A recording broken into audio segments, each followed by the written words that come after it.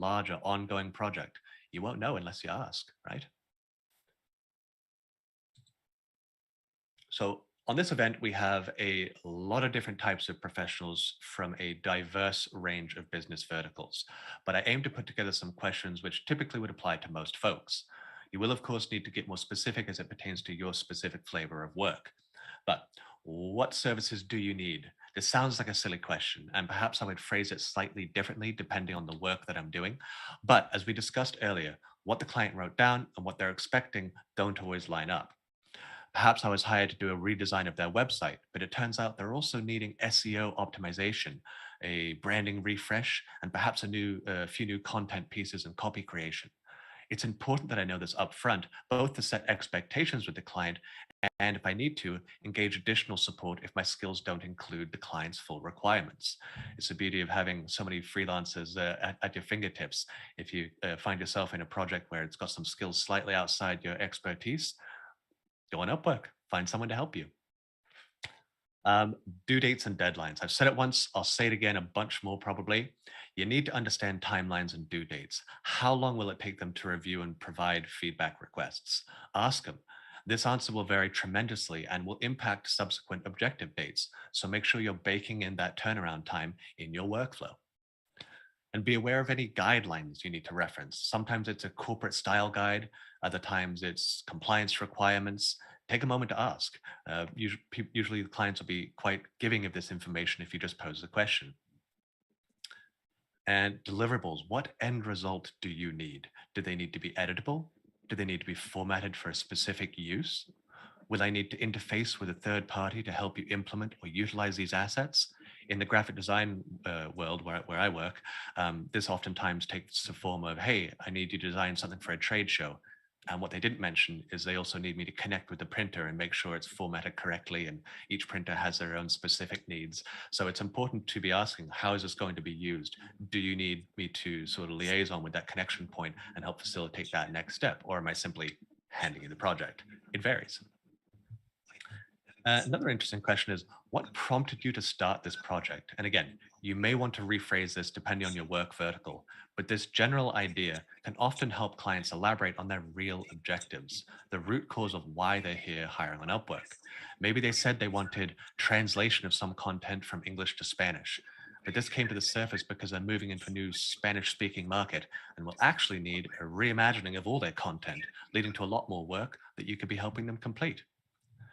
Similarly, it's important to gauge the goals of a project. Sometimes this is a simple, straightforward answer, and other times it will help provide some bigger picture context for you to better assist your client. When possible, personalize this question to the specific project. Simply asking, what are your business goals, is not usually going to result in a desired outcome.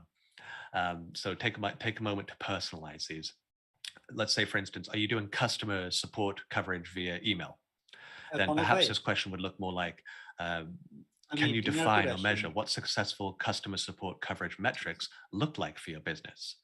Are there specific metrics you're looking to improve upon, like satisfaction rating or the amount of touch points per closed case?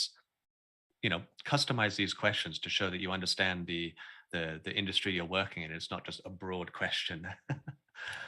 So this is far from being an exhaustive list on your scoping efforts, but it should give you a good starting point and help you frame out the nuances specific to your work. It helps a lot to put yourself in the shoes of the client, as does it for many freelancer processes.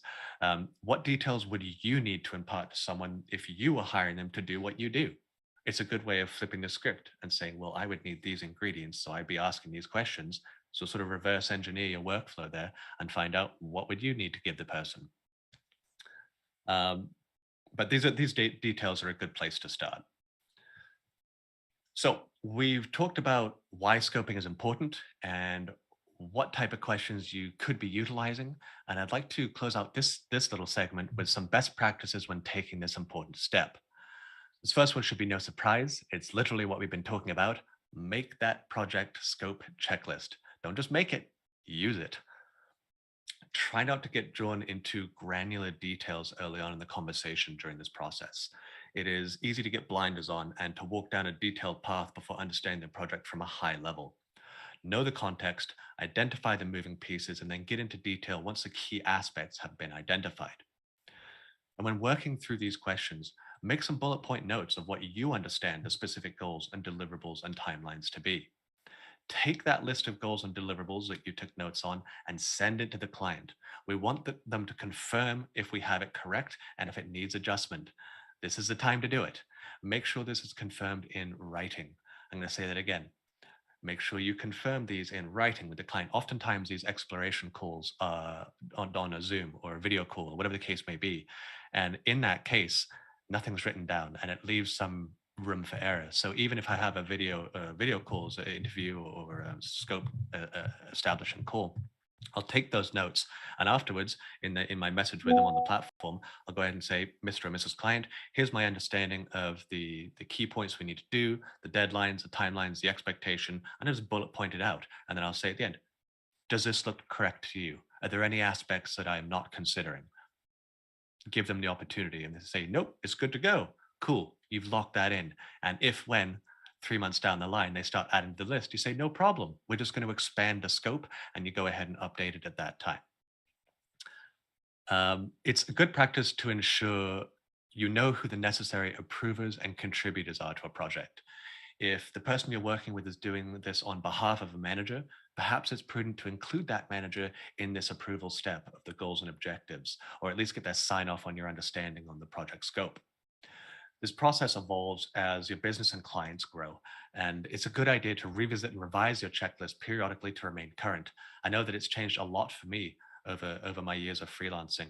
In the beginning, it was a massive list that didn't always apply to my clients because I didn't really have a client profile. I wasn't really sure who my specific targets were. But now that I've been doing it for many years, I know who I'm going to be speaking to. I know what types of projects I get hired for, and I know what are the critical steps, what ingredients I need to ask for up front in order to be successful. And that takes time, but it also changes over time as business tends to do. So, our final segment today is touching on remaining organized while juggling multiple projects. A problem I wish for all of us on this call to experience is, man, I just have so many client projects to work on. These are the good problems. These are the ones where you know you're on the right track. Of course, we need to be mindful of not over-promising and under-delivering, but growing your business and handling multiple projects at once comes with some typical pitfalls and challenges it's important to be mindful of. I personally am more of a go with the flow and plan it as you go personality type. So the organizational steps and considerations we've been discussing here are not my organic state, and it takes me significant effort to develop and maintain, as I'm sure it does for many of us. So no matter if you're fresh on the freelancer scene or a seasoned veteran, these important building blocks are good to be reminded of periodically as we aim to stay competitive and on top of our game. I find it very easy to get blinders on when I'm working on a project. I typically have my sound canceling headphones on and my eyes glued to the screens. And it's super easy to lose most of an entire day on one project when really I need to be working on a whole bunch of projects that need to be progressing. As I mentioned before, being organized and scheduling can be a challenge, and this is made more complex when adding multiple projects to the list. Compound that with whatever your personal obligations may look like. I know many of us are, if not all of us, are working from home. Maybe you got kids, maybe you got dogs, maybe you got friends visiting, whatever the case may be. So staying organized just gets vastly more complex. And I find that context shifting back and forth between projects frequently results in significant dead time as my brain is still chewing on the last topic while getting up to speed on the new topic. So I'm losing a lot of time there that could be better spent actually engaging in my project and focusing on one at a time. So, with that in mind, I wanted to provide some solid suggestions to help keep you on track and feeling good about your workload. So block scheduling on your calendar is huge. It's a technique that if you aren't currently doing it, I highly recommend it. Sounds silly and simple, but it's super effective and has an added bonus of helping guard your personal time and obligations from being swallowed up by work. I know that I'm not the only one that's run into this issue where when you're freelancing and you're working from home, there's not really a start and end to your workday oftentimes. It's just work, work, work, and then you realize, oh, it's 8 o'clock at night. I've missed dinner with the family, or whatever the case may be. So when I'm doing my block scheduling, I try and do this at the end of a week for the following week. I know what I need to get done predominantly, and I label large my days on my calendar as working only on a specific project. I schedule my lunch and any appointments with buffer time for travel and any chill time I need between times if I need. And I find myself daydreaming a lot less and being far more efficient with my time usage as I can see the block for this project is wrapping up in half an hour, as opposed to just an undefined mercurial endpoint like I am working on this project, end of sentence. That doesn't really give you a finite time where you can just sort of feel focused. I find that blocking off time really helps. There are so many useful and often free tools out there for managing projects and client workflow tracking. I mentioned Google Docs, great tools in there for free. There's also Asana, there's also Trello, and so many more. I like to start with the free tools, and then once I really know my business needs, then I'll consider paid system if I feel like I'm missing out on any specific features or functionality. But again, there's so many free tools out there that start with something simple is my suggestion. And let's be honest, there will be times when a deadline is going to need to push out. The dog ate something stupid and now you're at the vet all day, or the client had an emergency and really needs your attention. Whatever the case, this is human. This is fine. But it's a good idea to keep your clients in the loop, especially if timelines are adjusting on their projects. Even when we're on track, there should be a regular check-in point to let clients know this. They can't just pop their head over the cubicle wall and see that you're on track. You have to let them know. All right, folks. Before we dip into Q&A with our remaining time here, I'd like to provide you with a takeaway challenge to create your own polished onboarding workflow. What are some areas we discussed today that you can improve upon in your own onboarding workflow? Uh, Try referencing some past projects to really help identify friction points or topics to expand upon in future projects for clarity. And as always, think from the client perspective. Is your workflow sequential? Is it logical? Will they feel a sense of security knowing you're on top of this project? Would you, if you were in their position? It's a good way to look at it. I'll be posting a thread in the Upwork community forum once we close out this event in a little bit. Keep an eye out for that thread. I encourage you to continue the conversation and share your thoughts. What was your favorite part of the event? What questions did this bring up? What additional tips would you suggest to your peers starting this process? So let me see here if we can dip into the Q&A and answer some of these questions. Sorry again that that chat feature wasn't working. We'll get that fixed up for the next one.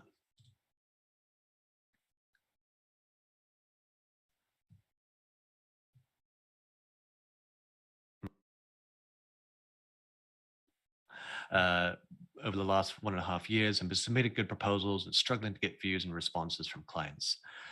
This is a situation that comes up whether you're new or you're a veteran. It's more so when you're new. It's typically hard to get some things going there. There's a lot of considerations to keep in mind. I know in my work in the graphic design space, my clients are very cyclical. There are times of the year where they need a lot of work, and other times they don't need to talk to me at all. Typically, it coincides with like trade show seasons and things like that. But I've gotten to understand the ebbs and flows of when my clients are real busy and when they're not. And I try to use that downtime rather than banging my head against a wall. I'll use that to take a look at some of my processes, work on my business rather than in my business. And it's a good time to upskill. So while that doesn't change the acquisition of jobs, it is a productive use of time. And maybe it can help move you into a space where there's more clients that are actively working. But it sounds like you've got your processes dialed in well. It sounds like you've got good messaging. But as with anything, it's a good idea to review, update, and analyze the results of these periodically. So I mentioned in a lot of my previous events, A/B testing. Maybe you're already familiar, maybe you're not. For those that aren't, with your proposals, a great way to get it dialed in, or if you feel like it's lost its mojo, like this user may feel that way, and it just needs to be refreshed, try A/B testing, which is where you have a framework of a proposal, not a copy and paste, never a copy and paste, but a general framework. I have 3 paragraphs for my proposal. Addressing the project. Yep, I got these skills. Here's why I'm best suited. A bit about me or the process, whatever the case may be. You make your framework, and you try 2 versions which are similar but slightly arranged differently or slightly different information being highlighted. Send 10 with A, send 10 with B. If you get more results on B, okay, B is the new A. Make a modified version. A, B A, B. You keep testing, and that's a good way to hone your messaging. It sounds like you had messaging that worked real well, but it's never a bad exercise to revisit that topic and see if perhaps it just needs a little bit of a refresh. That's my best advice to you there. I hope that helps.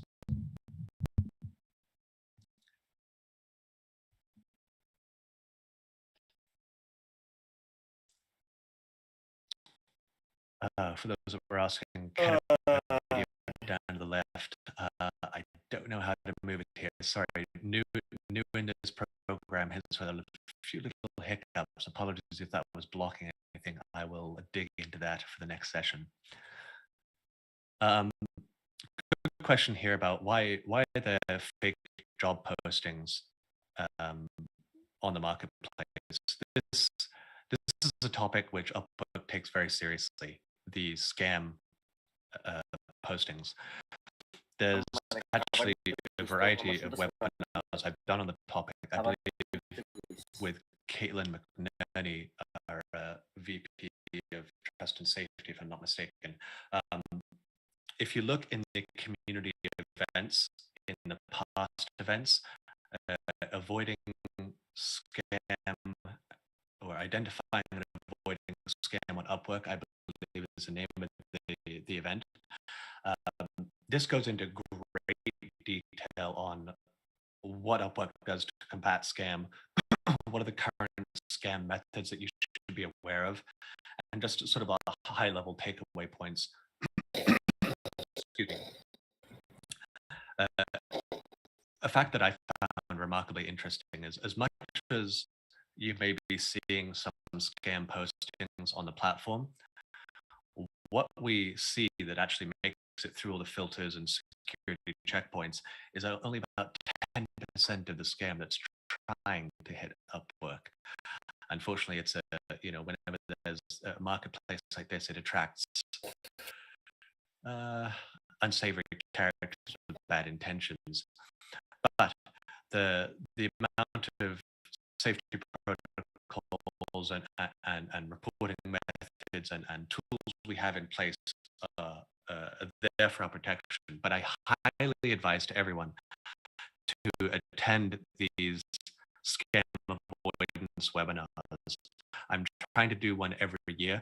I might even try and move that to multiple times a year, where we get updates on, hey, these are the new techniques. Because as soon as one technique gets squashed by a security systems, people are ingenious and they come up with a new method. And oftentimes these are very convincing. But some general high-level takeaways. Payment never goes off the system. If they're saying, hey, I'll pay you through PayPal, Venmo, whatever, nope, card.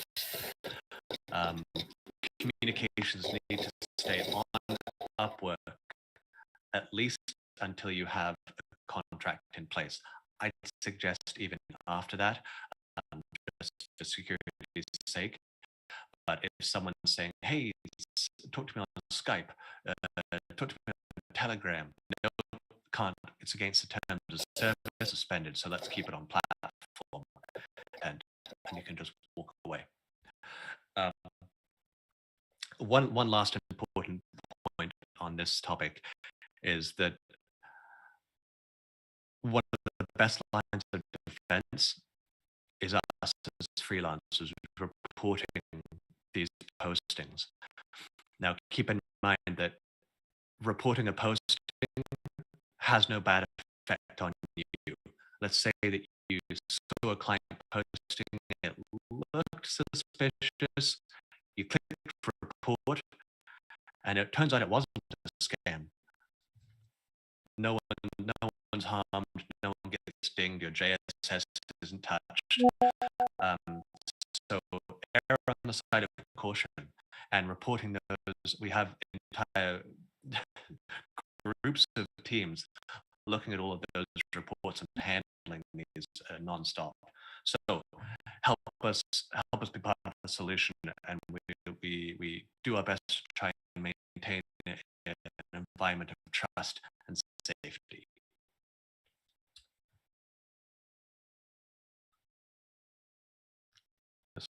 through some questions here. Give me a moment.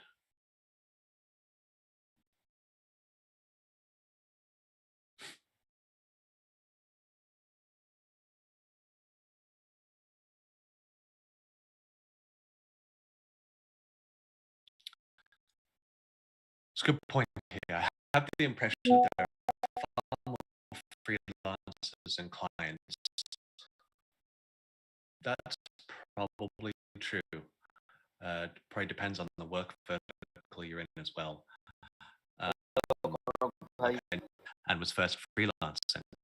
I thought that don't share the secrets of success with anyone because this is my competition. Turns out that there's clients for every type of independent professional. Not everyone's looking for the best, most expensive category. Some people are looking for someone that's happy to be more part of the creative process, or handles things a certain way, or just communicates in a way that resonates with someone. So my best advice is, even though there are a lot of independent professionals that you are applying for that same job, be authentic, stand out, find your own value proposition. It's not just, hey, I'm good at the things you need. Why working with me is going to be easy. Here's what it's going to look like. Here's how easy your life is going to be. These are the types of things that make you stand out, and where people can really select to work with people that they're going to work well with. This is actually a topic that I get into detail on a lot of other events. Learning client selection. When I first started out, it was any job that came near me. Yes, I'll take it. I don't care who the client has done or what the project is. Yes, I'll do it. I think many people fall into that trap in the beginning. It can lead to a lot of burnout. It can lead to a lot of bad reviews, disconnect. But the more eyes, but I don't really need to, because most of the time I have clients that are already there and got projects for me. So I wish the same for all of you, to get into that space, or whatever your equivalent is. Let me see. A couple more time for a couple more questions.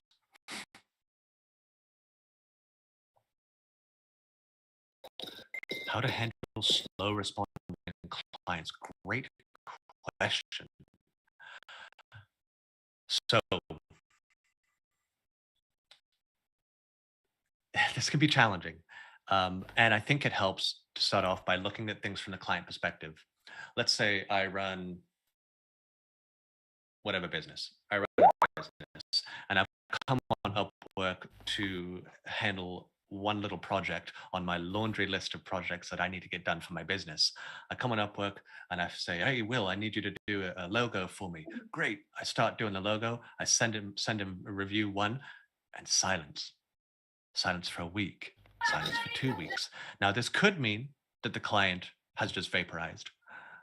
More likely, it means that there's something on that laundry list of projects internally that client has that's more pressing, that's on fire, if you will. So keep in mind that typically the projects we're working on with clients are one piece of a much larger. Whenever you're ready, and put the ball in their court with maybe a monthly follow-up. But it does happen. It's typically not because they vaporize. It's just a matter of priorities typically. And so being polite and being conscientious, you don't want to badger them with an email every day, twice a day, saying, where's the update? Where do we stand? That's not going to make you any friends. But respectful follow-ups, and then I will typically have a suggestion along the lines of, hey, it looks like perhaps this is not the right time for you to be engaging in this process. Why don't we put it on ice and revisit it in a week, 2 weeks, whatever the case may be. So sorry you're experiencing that. It is frustrating when you're expecting to get a client project wrapped up in a week and suddenly it starts dragging on.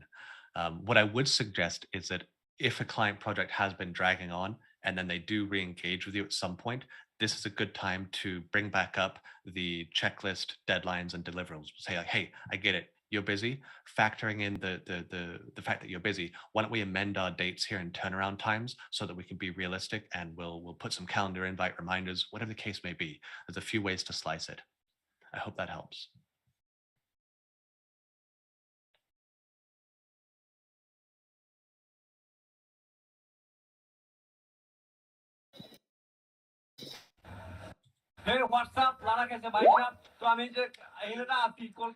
Just looking through some of these questions here. Give me just a moment.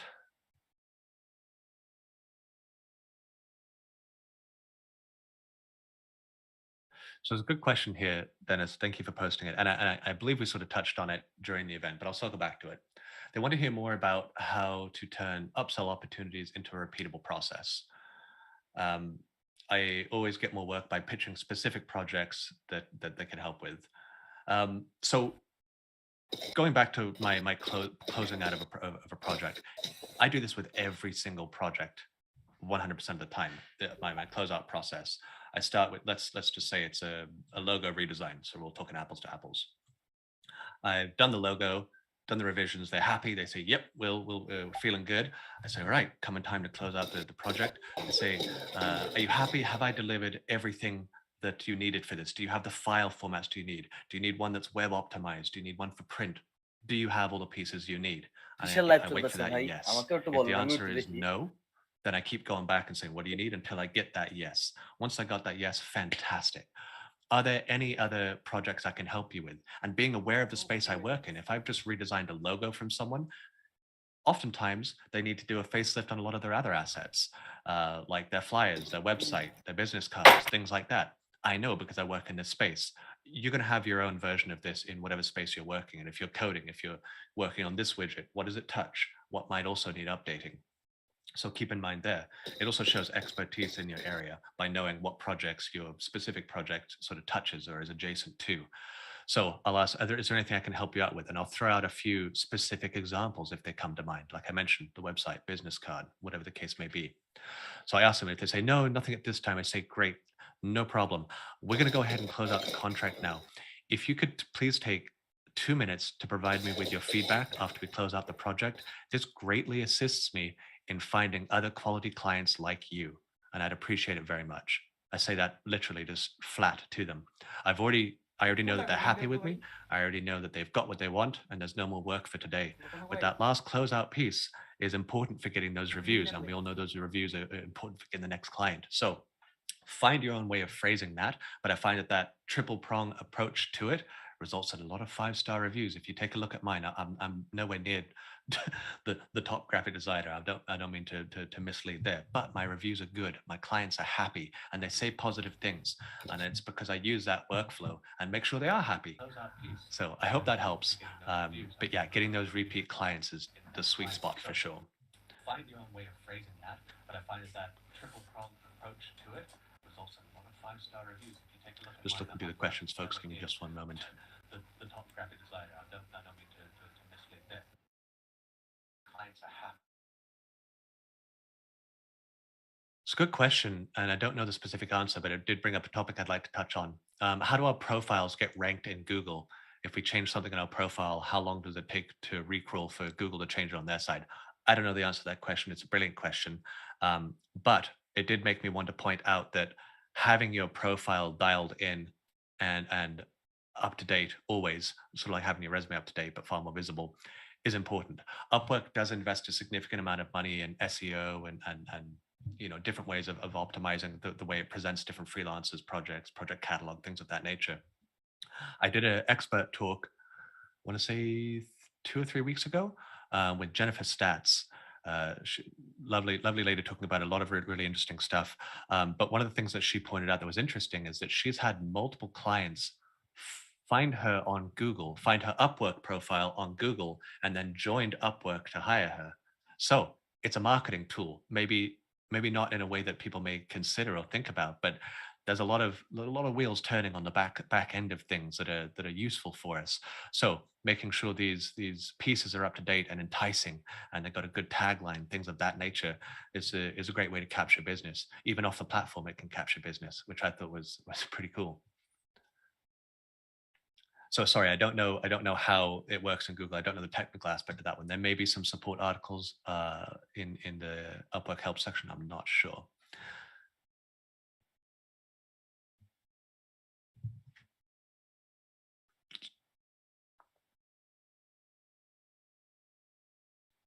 It's a good question here about uh, limiting the amount of proposals on a job is essentially the cliff notes of this question. And I want to touch on that because this measurement varies tremendously from industry to industry, just from people I've talked to. Uh, in my opinion, if I see a job, I'm obviously in the graphic design space. So if I look at a project and there's 60 people that have already applied to this job and it's 2 days old, by my measurement, I might consider it a bit old or a bit stale, and perhaps I won't swing at it, send a proposal unless I know I'm a perfect fit for it, like it matches my background. But then you see things in the software and mobile development side. They can have, you know, 60 proposals sent. The project is 2 weeks old on the posting and it's still current. They're still looking for that right person. So it does vary immensely by work vertical and what skill level you're working at. But I would not shy away from applying to jobs just because 20 people beat you to the punch. That shouldn't stop you. If Let me back up. I started working with Upwork or interacting with Upwork as a client before I ever freelanced, before I ever started doing these events. I was a client. I was hiring people. And so that experience of seeing what these proposals look like, the speed at which they fill up, the ones that are recommended, all the variables, it's a super important exercise. And I think it gives you a pretty good advantage on the freelancer side of knowing how best to position your value statement. You know where the proposal cuts off after a sentence and a half. So you need to make that first sentence and a half really stand out. I think little details like that have really helped me sort of dial in hard hitting proposals that usually get people responding to them. And it wasn't that way at first.